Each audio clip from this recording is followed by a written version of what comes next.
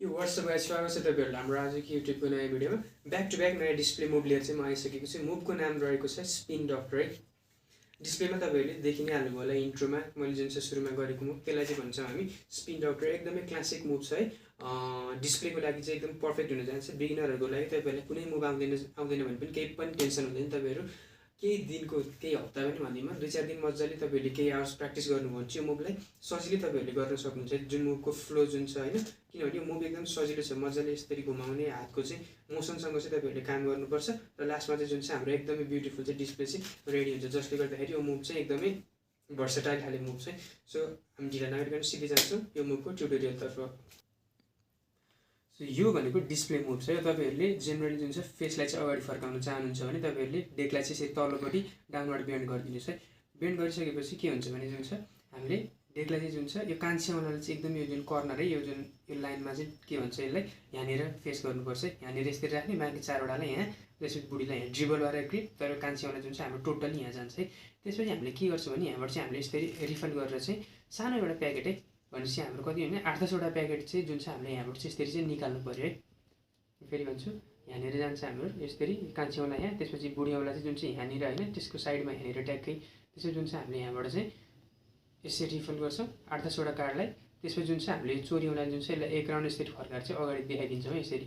त्यसपछि यहाँबाट के गर्छौँ भने हाम्रो लेफ्ट ह्यान्डको चाहिँ यो लेफ्ट ह्यान्डमा पुरै खाली छैन औँलाहरू यो बुढीवाला बाहेक। त्यसपछि जुन छ यो जुन रिङ फिङ्गरलाई जुन चाहिँ हामीले यो प्याकेटको पछाडि यसरी लान्छौँ। त्यसपछि यो दुईटाले चाहिँ चेपेर चाहिँ जुन चाहिँ फर्स्टको यो जुन चाहिँ 10लाई चाहिँ हामीले यसरी निकाल्छौँ है।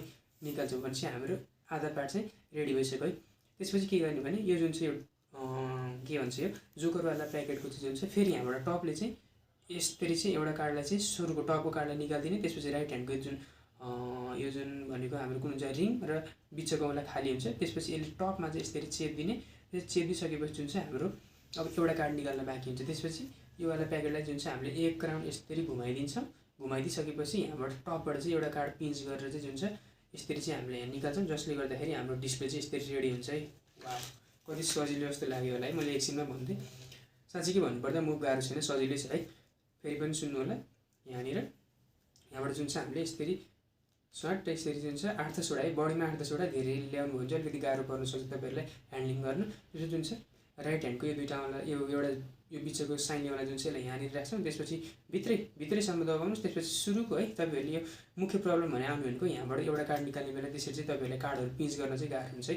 तपाईहरुको स्टेबिलिटी चाहिँ अलिकति मेन्टेन हुँदैन। यहाँनिर 8-10वटा कार्ड निकाल्नुहोस् यसरी प्याकेट। त्यसपछि जुन छ यसरी हामीले एउटा कार्ड निकाल्यौँ। त्यसपछि यहाँको फेरि एउटा कार्ड निकाल्यौँ। त्यसपछि जुन छ यो लिने बेलामा तपाईहरुको यो कार्डहरू खस्न सक्छ। तपाईहरुले मजाले यसलाई यो राइटवाला प्याकेटलाई चाहिँ समाउनुपर्छ। त्यसपछि यो दुईटावालाले यहाँनिर बिचमा यो खाली भएको बेलामा यसरी यहाँनिर लिएर अगाडि पिन्च गर्छौँ। यो प्याकेटलाई जुन चाहिँ चोरीवालाले यसरी एक राउन्ड घुमाइदिन्छौँ। घुमाइरहेको मोसनमै जुन छ हामीले यसरी चाहिँ निकालेर जुन छ यसलाई चाहिँ हामीले यसरी चाहिँ डिस्प्ले गरिदिन्छौँ है। हामीले यसरी सिधा राखेर चाहिँ डिस्प्ले गराउनुपर्छ। अब बाँकी कुरा ओभर द सोल्डर भ्यूबाट कुरा गर्नुपर्दाखेरि यो यहाँनिर भनिहालेँ मैले, यो जुन छ रिङ यो कान्छेवाला जुन चाहिँ यहाँनिर, बाँकी दुईटा यहाँनिर, यसलाई यहाँनिर भइहाल्यो, यो पनि यहाँनिर भइहाल्यो। त्यसपछि जुन चाहिँ हामीले यहाँबाट सुरु गर्छौँ। यहाँबाट हामीले यसरी चाहिँ जुन छ लगभग कतिवटा हुन्छ गनेर देखाइदिन्छु म। 1 2 3 4 5 6 7 7देखि 8 10सम्म चाहिँ तपाईँहरूले लिन सक्नुहुन्छ है। सानो प्याकेट यसरी पिन्च गर्ने यहाँबाट है, तपाईँहरूले पिन्च गर्नुभयो। त्यसपछि यसलाई जुन छ यो चोरीवालाले चाहिँ एक यसरी अगाडिपट्टि घुमाइदिनु भयो। त्यसपछि हामीले यो वाला मोसनमा चाहिँ यो रिङ फिङ्गरले यहाँनिर ल्यायौँ। त्यसपछि फर्स्ट कार्डलाई है तपाईँले धेरै प्रेसर लगाउनु, बिस्तारै चाहिँ यसरी स्वाट्ट निकाल्नुहोस् है। यो यहाँ निकालिसकेपछि जुन छ त्यसपछि यो अगाडिको यो प्याकेटको सुरुको कार्डलाई चाहिँ यसरी पिन्च गर्ने। राइट ह्यान्डको दुईटा औँलाले चाहिँ यसलाई ग्रिप गर्छ। त्यसपछि हामीले यो चोरीवालाले चाहिँ एक राउन्ड यसरी घुमाइदिन्छौँ।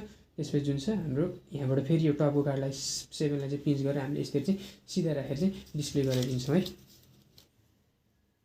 सो अर्को कुरो के ध्यान राख्नु भने तपाईँहरूले यहाँ लिनुभयो। त्यसपछि यस्तो यस्तो यस्तो डिस्प्ले त भयो होइन, तर तपाईँहरूको एउटा जुन फ्लो चाहिँ त्यो आउँदैन। तपाईँहरूले ह्यान्डको मुभमेन्ट मोसनले चाहिँ तपाईँहरूले यसलाई राम्रो बनाउन सक्नुहुन्छ है।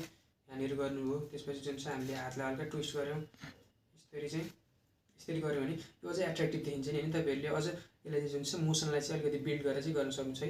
यहाँनिर हाम्रो भयो यो ओपनिङ भयो, यसरी यो डिस्प्ले भयो। त्यसपछि के गर्ने भने म के गर्न रुचाउँछु भने यो जुन चाहिँ यो टपको यो कार्डलाई जुन चाहिँ यहीँनिर हालिदिन्छु। म जसरी ओपन गरेको थिएँ म त्यसरी नै क्लोज गरेर चाहिँ ट्राई गर्छु हरेक डिस्प्ले मुभमा। यसलाई यहाँनिर हाल्दिएँ। त्यसपछि जुन चाहिँ यसलाई यहाँनिर राख्थेँ। त्यसपछि यसलाई जुन छ यसरी चाहिँ मैले यहाँनिर राखेर फ्यान बनाएर चाहिँ जुन छ यसलाई मैले यतिकै चाहिँ यहाँ क्लोज गरेर ट्राई गरेँ। अरू टन्नै डिस्प्ले मुभ छ, तपाईँहरूले मेरो स्पिन डक्टरको भिडियो बुझ्नु भएन भने अरूबाट पनि सिक्न सक्नुहुन्छ तपाईँहरूले। म अगाडि फेस गरेर चाहिँ भनिदिन्छु है। यहाँनिरबाट हामीले यसरी, त्यसपछि यहाँनिर यो यो यो, त्यसपछि जुन चाहिँ यो घुमायो र जुन चाहिँ लास्टको चाहिँ यसरी चाहिँ आउँछ। तपाईँहरूले अगाडिबाट फेस कार्डले चाहिँ यसरी मतलब भनौँ न पछाडिको डिजाइन चाहिँ देखाउँदाखेरि अलिकति बेटर हुन्छ। तपाईँहरूले यो मात्रै देखाउनु भने चाहिँ डिफ्रेन्ट कलरको आउनसक्छ होइन, हरेकपल्ट राम्रो देखिँदैन। सो यही थियो हाम्रो स्पिन डक्टरको भिडियो है। स्पिन डक्टरको भिडियो खासै गाह्रो छैन, यो मैले तपाईँहरूलाई एकैछिनमा सिकाइहालेँ। सायद मैले सबै एङ्गलहरू सबै इम्पोर्टेन्ट कुराहरू चाहिँ कभर गरेको छु मलाई जहाँसम्म लाग्छ। तपाईँहरूले त्यही पनि केही बुझ्नु भएन भने चाहिँ कमेन्ट सेक्सनमा सोध्न सक्नुहुन्छ मलाई। र भिडियो मन पऱ्यो भने चाहिँ लाइक, सेयर र सब्सक्राइब चाहिँ गर्न नबिर्सिनु होला है। यति भन्दै आजको भिडियोबाट बिदा माग्छु। Thank you.